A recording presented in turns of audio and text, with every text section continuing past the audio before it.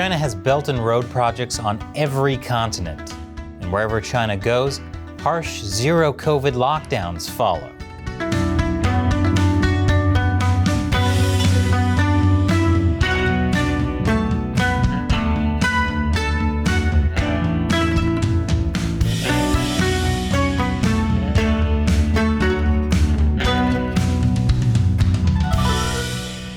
Welcome to China Uncensored. I'm Chris Chappell.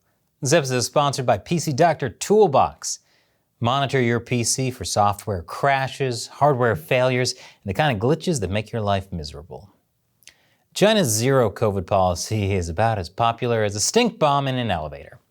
Zero-COVID has come to mean being forced into sometimes arbitrary quarantine, or forced to go into lockdown without guaranteed access to food or medical treatment, endless rounds of mass COVID testing, and being tracked by COVID apps to determine whether you can be part of society. No wonder Chinese citizens can't leave China fast enough. And foreign workers don't want to go near it. But some foreign workers don't have a choice. And I don't mean about being stationed in China. I mean they're being forced to follow China's zero-COVID policies in their own country. ABC Australia found that Chinese state-owned enterprises operating Belt and Road Initiative infrastructure projects are enforcing Beijing's harsh COVID-19 restrictions across Asian and African countries. That means putting thousands of workers in almost permanent lockdown, like at this coal power plant in Karachi, Pakistan. Pakistani workers say they haven't been allowed to leave their workplace without permission since March of 2020. If they do, they say they're afraid of being fired. The owner of the plant, Power China, claims that workers were allowed to enter or leave the plant for regular holidays all the time. But ABC said some of the workers' leave application forms said they had been locked inside the plant for 6 months. And it wasn't all roses when they got permission to leave either. Workers say that once they got back, they were forced to quarantine without pay, and in pretty squalid conditions at that. This is their quarantine facility. Yes, that is actually animal poop on the floor of the quarantine facility. And if you're wondering how many people this room sleeps, the answer is 10. Yes, 10 people and whatever animals left those presents for them. One worker told ABC that there sometimes wasn't any running water or electricity during his 40-day quarantine. Not that this is really about quarantining if you're staying in a room with 9 other people. A spokesman for Power China's local subsidiary claimed only those who tested positive had to quarantine for more than 2 weeks. He also said workers were paid for that time and that they got bonuses for being in constant lockdown. Yes, the bonus was not having to live in a room with 9 other people and animal poop. Either way, it's hard to say this is really about the health of the workers, as he claims. If they really cared about the health of their workers, their kitchen wouldn't look like a New York City dumpster. Seriously, that looks like Armageddon just happened and the only things still alive are cockroaches. The company admitted to a Pakistani regulator that the lockdowns were just the lowest cost option to prevent the spread of COVID. I'm guessing lowest cost is also the reason there were 10 people to a room and no running water. Now you might be wondering when the zero-COVID lockdown is going to end.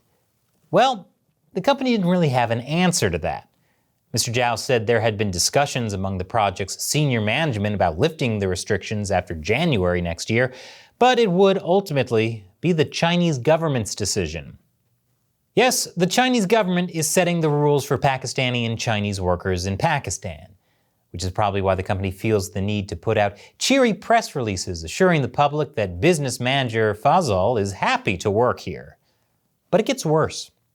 Pakistan already lifted COVID restrictions for vaccinated people in March. Despite that, the Pakistani government is helping China enforce its lockdowns by providing security. Apparently, Chinese projects need protection because they're kind of controversial in Pakistan, which is why members of the Pakistan military are policing the Karachi power plant. Seeing how they treat their workers, I can't imagine why Chinese projects are controversial. The Chinese Communist Party portrays the Belt and Road Initiative as a global infrastructure program. The party claims it's exporting its technical know-how for the benefit of other countries. It boasts about how many local jobs the Belt and Road creates and how its projects are making life better for residents. but they come with some, shall we say, downsides too? I'll tell you more after the break. Welcome back. The Belt and Road Initiative is now in about 140 countries. China claims it brings jobs and builds important infrastructure all over the world. But it's not the win-win scenario that China makes it out to be. Alongside its infrastructure, China exports the kind of repression that the Chinese Communist Party is now famous for. Just ask the workers at Sinohydro in Zimbabwe. Last year, they staged a sit-out protesting abuse at the hands of Chinese contractors. They claimed they were being underpaid, forced to work in poor conditions, and not given enough PPE during the pandemic.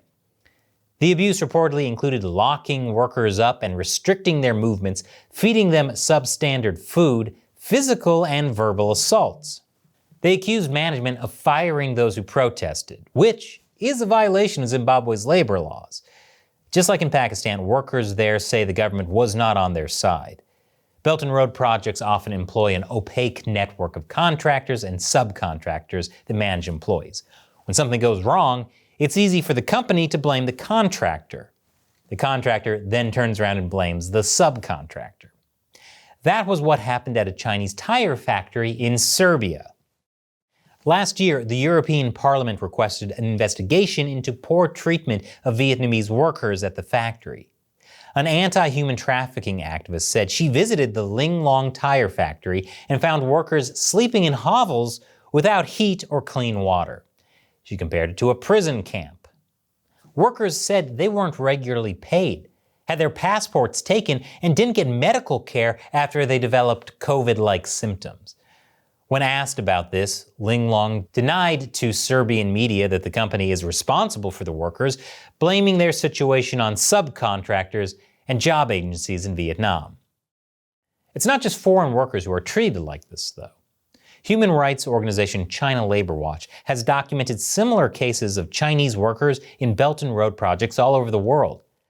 Like the Vietnamese workers, they often had their pay delayed, didn't have access to good medical treatment, and had their passports withheld. China Labor Watch found a number of other grievances that it says amount to human trafficking of Chinese workers. One of the biggest complaints about Belt and Road projects is that they don't use enough local labor. Politicians in host countries don't like that because then they can't take credit for creating local jobs. When Chinese projects do hire local labor, it's often for low-skilled positions. This means there's also less transfer of knowledge to the host country. This is by design. China needs to keep its massive workforce employed or it risks the instability that comes with high unemployment. And unlike the locals, Chinese workers have few tools if they want to protest. Like, for example, when they go to the Chinese embassy for help, the embassy often simply doesn't respond. Unfortunately, host countries risk angering China if they make a big stink about labor issues.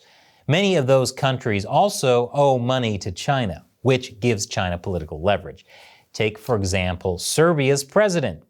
After the abuse allegations of Vietnamese workers came to light, he said a labor investigator would look into it, but he didn't seem to want to deal with the consequences of whatever the investigation found. He said, "What do they want? Do they want us to destroy a $900 million investment? No, of course not. That would be silly. What's more important, human rights or money?" This episode is sponsored by PC Doctor Toolbox. There are many reasons your computer crashes, like buggy software, hardware failures, and general slowdowns with older computers. And the worst part is, your computer always seems to crash at the worst time, like when you're about to give a presentation, or when you're on the road and there's no IT person around to help. Fortunately, there's PC Doctor Toolbox with remote monitoring. If you're concerned about the health of your computer and want tools to prevent untimely system issues, you should be using PC Doctor Toolbox. Stop crashes before they happen. And we have a special announcement for China Uncensored viewers. Toolbox is now free for personal use on up to 5 PCs with free remote monitoring.